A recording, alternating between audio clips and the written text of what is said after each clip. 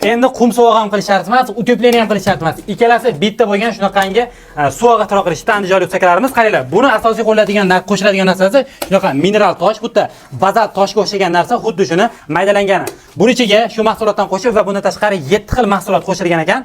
Shundan shunaqa suvoq atroq qilishibdi. Buni bemalol shiraka blokka ham, oddiy g'ishtga ham farqi yo'q. Har qanday devorga suvoq qilsanglar bo'ladi. Buni qilgandan keyin hech qanaqa utepleniya shart emas. Ham suvoq, ham utepleniya vazifasini bajarib bera olar ekan. Buni kelgan steyajga ham qilib berishar ekan. Suvoqqa ham tashqi tomondagi fasadingizga ham to'g'ri keladi, hattoki lombozga qilsangiz ham bo'ladi.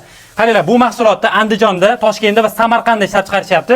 Qayerga sizga yaqin bo'ladigan bo'lsa, aloqaga chiqsangiz qilib beradi. Bahodir aka, nima afzalligi bor buni?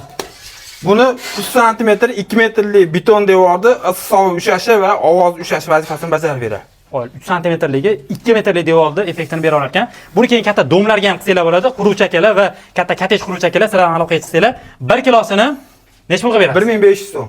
Ya'ni 30 kilosi 45 ming bo'ladi. Narxini aytib o'tganimizdan akalar, like bosishni unutmanglar. Sizlardan hech narsa ketmaydi. Eslatib qo'ymasak bosishmaydi. Chunki likechalarni bosib qo'yasizlar. Telefon raqamlari pastda aloqaga chiqishlar mumkin. Bu yer mana tayyor holati suvoqda. Azizlar, buni steyajga qilsa ham bo'ladi, suvoqqa qilsa ham bo'ladi va tepaga lombozga qilsa ham bo'ladi.